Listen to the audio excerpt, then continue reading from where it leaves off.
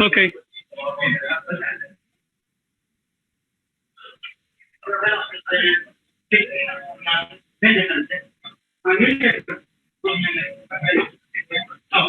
Next slide, please.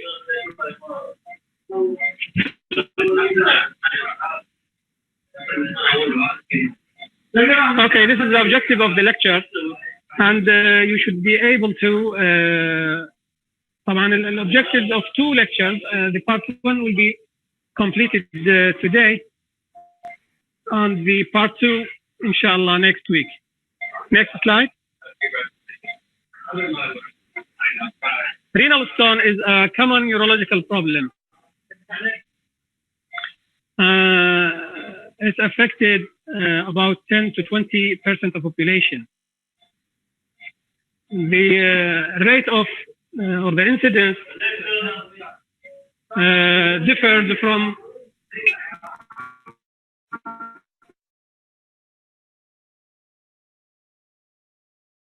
country to country.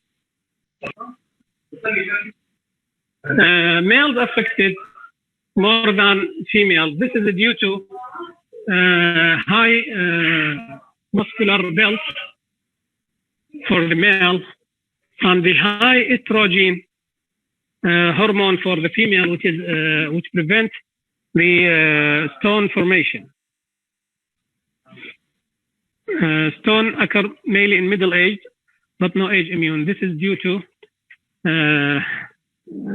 this age group are the productive age group and the age group that always or usually outside home. 2/3 of patients have recurrent within 8 years, and 50% occurred recurrence within 5 years. Next slide. Etiology. This is a multifactorial disease. Geographically, the tropical area and the hot area are more liable for stone formation because of sweating and loss of prolonged dehydrated state. The climate direct relationship between temperature and the stone incidence, as well as sun exposure. Sun exposure increase level of vitamin D, and this will lead to increased calcium and also lead to increased excretion of calcium and what is known as calciuria. Low water intake, as well as the type of water. If the patient on hard water, يعني مياه الآبار أو مياه العسرة, this will increase the risk of stone formation. Diet. High protein diet and high sodium diet, as well as low citrate diet, increase the incidence of renal stone. Socioeconomic status. This stone disease is a disease of high social status because of high consumption of protein and usually low mobility. Next slide. Continuation of etiology. Metabolic and endocrine factor. This will lead to many conditions that lead to increase calcium concentration, calcium oxalate concentration, and calcium phosphate concentration in, in urine, and lead to increased incidence of stone disease. As hypercalcemia, due to which is either a primary, secondary, or tertiary hypercalcemia. Hypercalciuria. Hyperparathyroidism. Hypercalciuria is also another condition which can be either absorptive or resorptive or renal cause of hypercalciuria. Hyperoxaluria, which is either primary, congenital or idiopathic, secondary due to enteric disease as partial resection of the intestine or due to chronic disease of the small intestine. And dietary cause of hyperoxaluria. Hypocitraturia due to decreased intake of citrate in urine. Citrate lead to prevention of crystallization and aggregation of these crystals and later on stone formation. Renal tubular acidosis is an inherited disease that is associated with hypercalciuria and hypocitraturia. Next slide.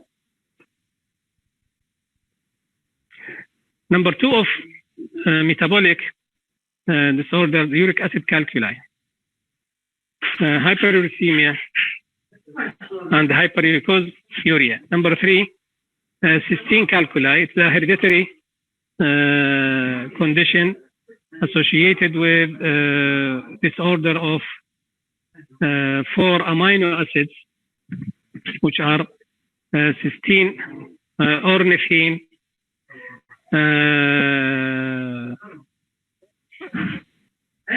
lysine, and arginine. These amino acids are inherited together, but only cysteine cause renal stone. Xanthine calculi,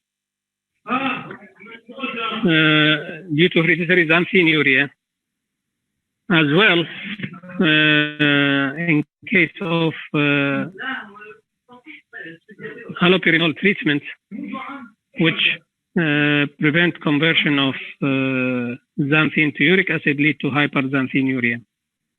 Infection, UTI by urea splitting or microorganisms that convert urea into ammonia, and this ammonia will consume hydrogen ion and lead to formation of alkaline urine and the precipitation of phosphate and lead to triple phosphate stones. Triple phosphate, calcium, magnesium, ammonium phosphate stone. Magnesium, ammonium phosphate stone. Congenital anomalies like PUJ, and these lead to stasis of urine and precipitation of crystals and then stone formation. Drugs like indinavir stone.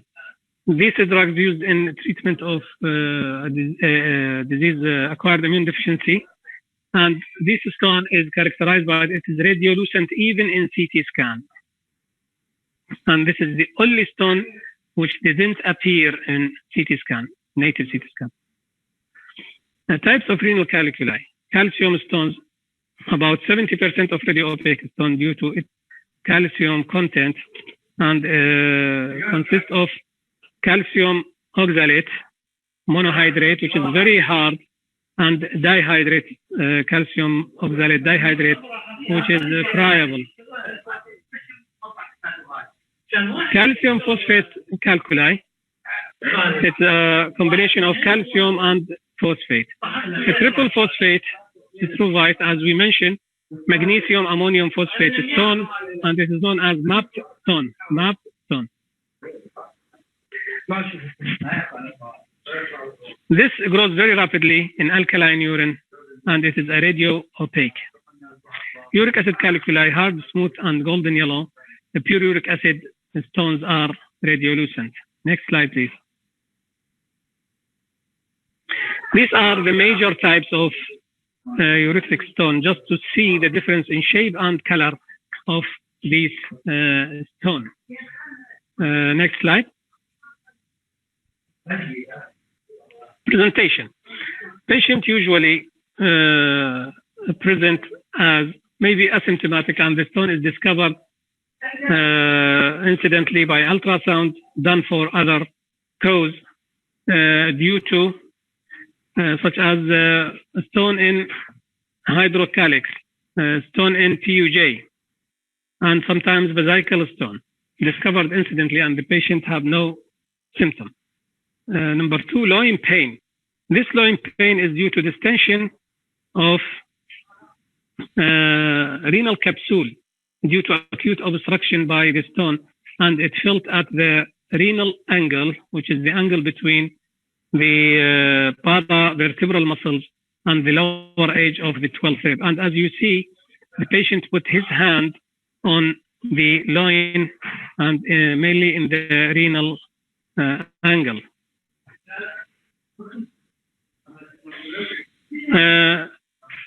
Ureteric colic.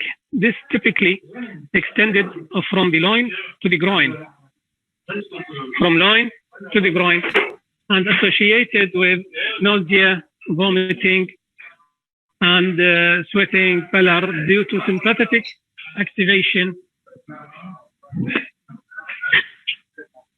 Sympathetic activation of the celiac plexus, which supplies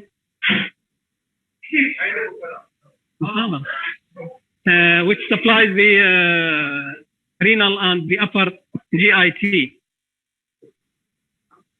Hematuria, presence of RBC, it may be seen by the native eye or seen by the microscope. When it's seen by the native eye, it is called frank hematuria. When discovered by the microscope, it's microscopic hematuria. Infection or pyuria. Due to presence of a stone, infection or pyuria discovered by general urine examination and make the suspicion in the presence of RBC and the crystals. Renal failure. If prolonged neglection in a single kidney or bilateral renal stone, renal failure could be acute renal failure due to sudden acute obstruction of both kidneys or by a single kidney, or chronic renal failure due to prolonged, especially in case of Staghorn stone. Prolonged obstruction and lead to renal failure. Next. Next.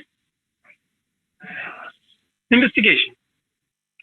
After symptom, we investigate the patient with general urine examination or urinalysis, and we can see microscopic hematuria in 90% of patients. Sterile pyuria means presence of pus cells without the presence of a negative culture, and crystalluria. Types of crystals differ from one type of stone to another. Ultrasound shows a stone shadow, hydronephrosis and hydroureter. The normal ureter cannot be seen. Once the ureter is obstructed, we can distinguish it and visualize it by the ultrasound. KUV, 90% of radiopaque stone can be seen in KUV because the presence of calcium in the stone.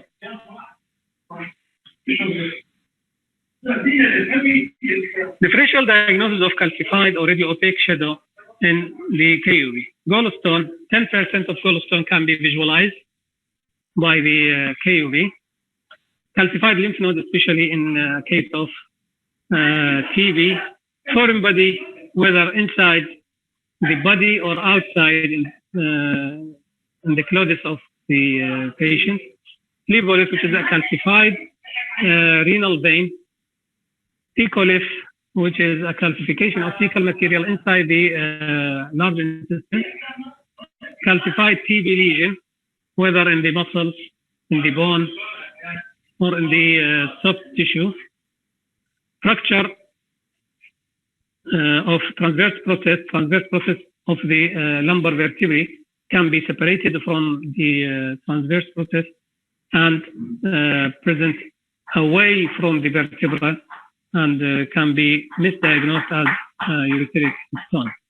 Calcified tip of the 12th rib could be mimic the renal stone or even the ureteric stone. Calcified fibroid can be misdiagnosed as a vesical stone, and ovarian dermoids. The dermoids contain tissue from all layers of the embryonic layer and could present with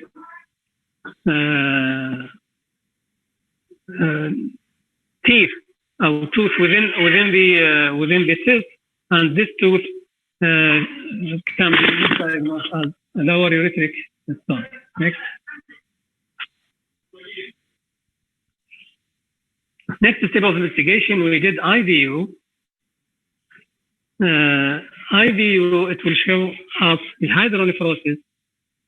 It can give us an idea about the renal function, because the poor functioning kidney will have a delayed excretion of the contrast, and it can help us about the site of obstruction, whether in the calyx or in the PUJ or in the ureter.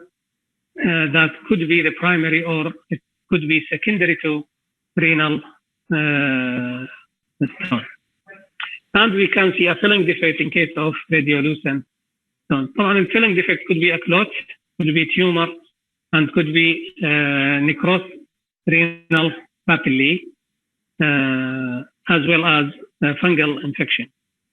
And emphysematous pyelonephritis, the filling defect can be present as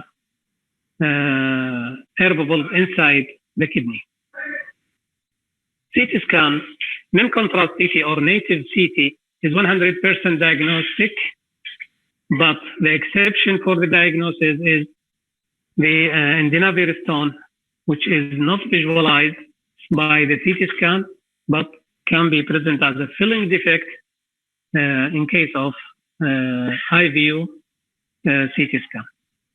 يعني CT with contrast راح يبين a filling defect في endoscopic stone. Otherwise, all the types of the stone can be visualized by the non-contrast CT. As well, we can measure the density of the stone, the size, and the proper size of the stone. Endoscopic examination is part of the investigation, and as urethroscope, cystoscope, ureteroscope, and nephroscope. Nephroscope can be done retrogradely and can be done antegradely. You can see this is a filling defect in the left kidney due to radiolucent stone. And this is IVU, which causes a dilated ureter, and there is a filling defect in the ureter. While in the middle, we cannot see the ureteric stone here. Next.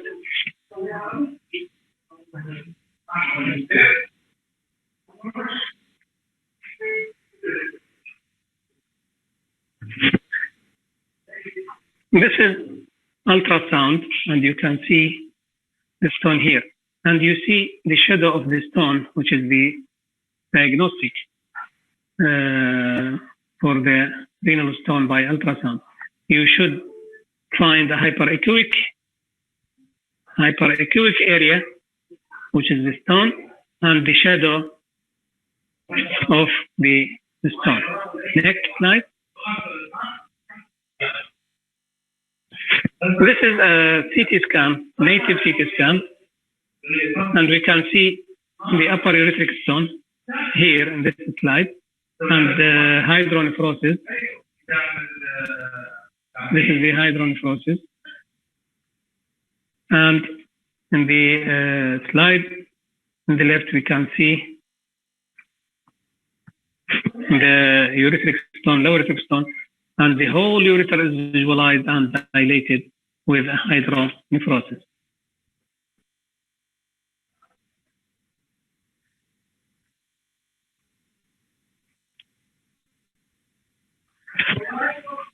This is cystoscopy, and this instrument is a very dangerous instrument. It is the lithotripsy, which is a manual crusher of the vesical stone, and you can see that the surgeon is crushing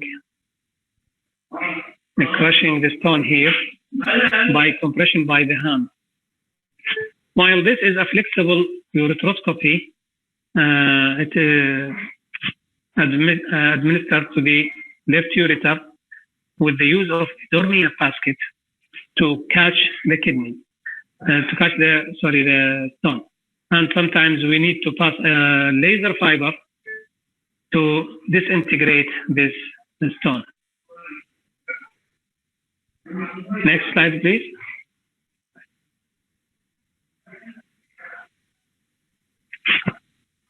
Management of renal stone. Management of renal stone can be divided into 4 stages.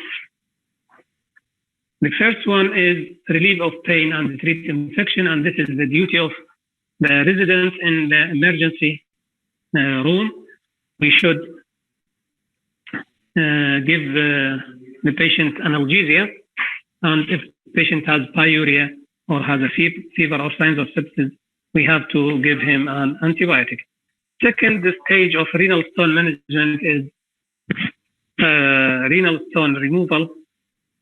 And the third, if there is a complication, we have to treat the complication as chronic infections, pyelonephritis, xanthogranulomatous pyelonephritis, or there is a tumor due to renal stone or damaged kidney due to renal stone should end with nephrectomy, and prevention of recurrence of stone by give the patient orders to avoid salt and high protein diet, and to increase citrus fruit and citrus juice, and increase the fluid intake. Next.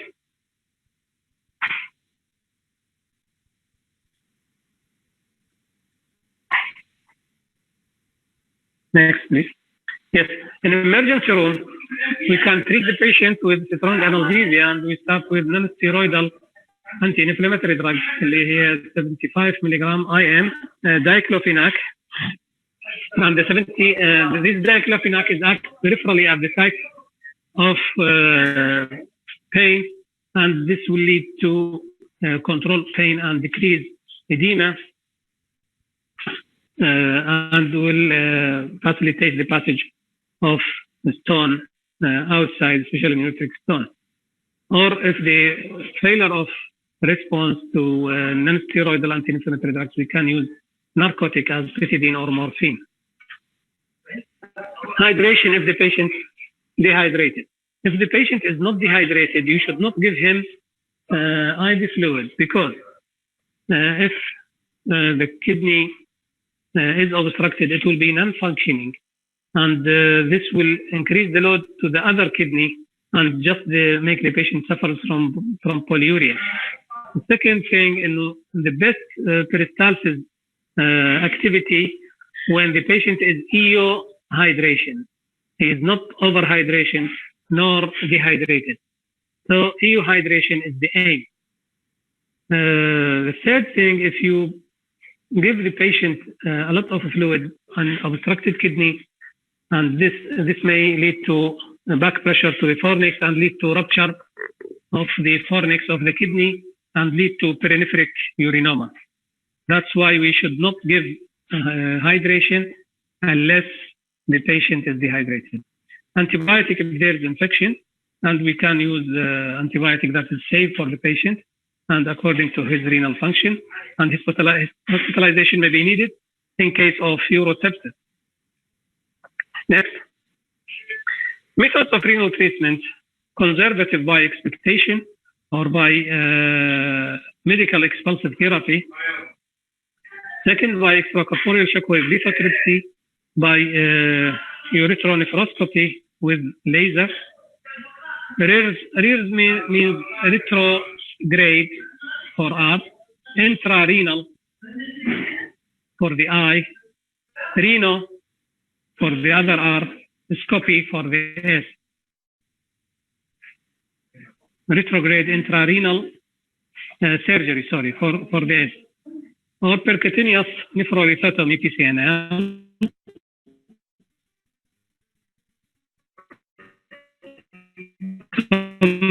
Combination open surgery, and the last is hemolysis. Next. Conservative treatment in case of small stones. 5 millimeter stone has a 50% chance of spontaneous passage. So expectations, we expect the passage of the stone according to its size, its height, and its shape sometimes. Larger stones may pass. I mean by larger 6 or 7 millimeter stone or even 9 millimeter stone, but it is very rarely to occur. High fluid intake during the day without the presence of the pain to enhance the dilution of urine and prevent the growth of the stone. Relief of pain by intermittent analgesia and the treating infection. This will lead to decrease edema and propagation of the stone. Encourage motility of the patient. We ask him to jump, to run, to play, and follow up of the patient by ultrasound to see the progression of the state of hydronephrosis and to see the site of the stone. If the hydronephrosis is increasing and the stone is fixed at the same site, as well if there is infection, recurrent infection, and there is a severe pain that is not responding to analgesia, we should stop conservative treatment and continue to surgical solution. Medical expulsive therapy like alpha blocker, which leads to dilatation of the lower end of the ureter, such as tamsulosin, aflazocin, and doxazocin اللي هي نستخدمها للبروستات, and this will lead to dilatation and easy passage of the stone. As well, citrate like Calinor or Polycetra. Calinor means potassium citrate. Polycetra means potassium magnesium citrate, and even sodium citrate sometimes, although the sodium will increase the crystal formation, but it decrease the irritative effect of the potassium in the stomach. Next, Shockwave. Shockwave is an instrument that applies supersonic sound to the stone that lead to disintegration and fragmentation of the stone, and it should be used in all stones less than 2 cm in the kidney and less than 1 cm in the ureter, and if the patient is not fit for major surgery, the patient cannot tolerate the anesthesia, we can perform shockwave for him. Next. Contraindications of the shockwave: bleeding tendency, either inherited bleeding tendency or uses of anticoagulant, ureteric obstruction, as well as the PUJ obstruction, because we have to correct the obstruction. And by the way, we treat the stone. Pregnancy is contraindicated because the shockwave can affect the kidney as well. The X-ray used to localize the stone is affecting the pregnancy. Skeletal anomaly, sometimes the patient has scoliosis or other anomalies in the skeleton that prevent the coupling of the shockwave head to the body of the patient. Overweight, because the instrument or the system cannot tolerate more than 130 and sometimes 140 kilograms. As well, overweight will make the stone is away from the surface of the skin because of the subcutaneous fat, and this will lead to inefficacy of the shockwave. Sepsis, if there is a sepsis, there will be, if there is infection and we did a shockwave, this will lead to disruption of microvessels and lead to seeding of the microorganisms to the circulation and lead to septicemia. Severe hypertension is contraindicated unless it is controlled. A hard stone such as cysteine stone or calcium oxalate monohydrate stone are very hard and it will get no benefit from the shockwave. And soft stone, as in matrix stone, will not be destroyed by the shockwave. Next. This is the setting. This is the shockwave table, and this is the C-arm that localize the stone by the X-ray, and this is the monitoring room that control the shockwave and the focusing of the shockwave to the stone. And this is the stone before shockwave, and this is the use of shockwave as well. This is the shockwave fragmented, and we should wait to pass the shockwave spontaneously. Pass the stone, sorry, spontaneously. Complication of shockwave. Failure of stone fragmentation, as we mentioned, because hard stone or very soft stone. Hematuria due to trauma to the kidney. Ureteric colic due to passage of stone, as we see here. Ureteric obstruction, which is stone street. The ureter will be filled with stone, like the stone have been used previously to pave the street and the roads in the Middle Age. Infection due to passage and obstruction of the stone of the ureter. Rapid recurrence due to residual fragments. Sometimes some of the fragments will pass to the lower ureter and it's very difficult to be eradicated, and this will lead to a nidus formation for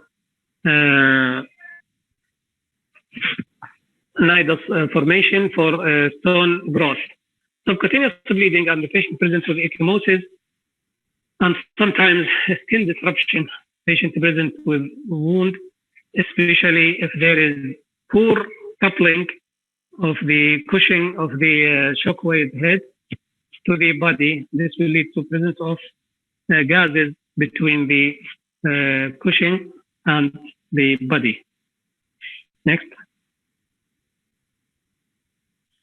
PCNL, using a special scope to enter the kidney through percutaneous route, and using a lithotripsy, which means stone fragmentation. This lithotripsy is either laser or ultrasonic or electrohydraulic or even pneumatic lithotripsy to defragment and evacuation of the stone through this port. It is a very expanded field and used very commonly nowadays, so that the need for open surgery has been diminished. Next. This is the setting of the PCNL, the patient in the prone position, and we put the port here in the mid paravertebral line, and use X-ray to determine the size of the stone, and then we introduce the nephroscope to defragment the stone. Next. Indication of PCNL: if the failure of shockwave or the shockwave is contraindicated, especially in the case of large stone or very hard stone. Very hard stone means failure. Large stone, or there is lower pole stone that cannot be fragmented.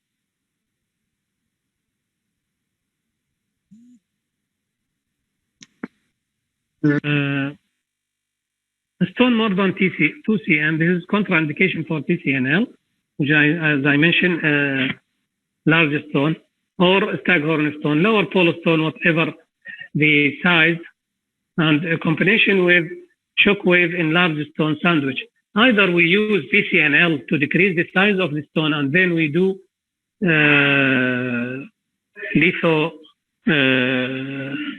Shockwave, or we use the Shockwave to defragment the stone, and we remove the fragments by the PCNL. Next. Advantage: small endoscopic wound, mild postoperative pain, short hospital stay, and can visualize the inside of the kidney, so less residual stone, as well as we can see if there is a tumor or there is mass abnormal lesion inside the kidney. Advantage also the comparable time, and it's the same time of the open surgery in well-trained surgeons. Sometimes time is shorter in PCNL. Next. Complication of PCNL. Although this is a very nice procedure, but it have a very grave complication that could be injury to the nearby organs such as colon, duodenum, spleen, the pleura, and major blood vessels like aorta and inferior vena cava. Maceration of the kidney due to mobilization of the scope inside the kidney, and this will end with nephrectomy. Bleeding that may lead to death if the nephrectomy is not done. TRP syndrome if we use hypotonic solution, because we need to use a very large quantity of water to wash the stone during the procedure. Failure to get the stone, residual stone, but it is less occurred unless there is multiple stone in multiple calyx, يعني مو stone in مكان واحد. Failure to get an access in difficult situation and sometimes an inexpert surgeon. Hypothermia due to use of cold water, and sepsis as a complication of any surgery. Open surgery. Indication if PCNL or Shockwave are contraindicated or failed or unavailable, or if the surgeon has no experience in PCNL or RERS. It's either pyelolithotomy through the pelvis, nephrolithotomy through the renal parenchyma, pyelonephrolithotomy, or what it is called extended pyelolithotomy. We open the pelvis and extend to the parenchyma. Partial nephrectomy in severe hydrocephalic or damaged moiety in duplicated kidney, nephrectomy for the damaged kidney. Next. Dissolution agent, oral alkalization agent for uric acid and cystine stones, and use of potassium citrate, and acidification in strovite stone by vitamin C or Wegener orally, or we can use it by introduction of retrograde catheter, and we flush the kidney with the alkaline agent in case of uric acid stone, and acidify agent in case of strovite stone. Next. Thank you very much. This is the lecture, and we can discuss it later because I have to return back to my patient and my theater. Any question, you can send it either to the group of the class, or we can discuss it later.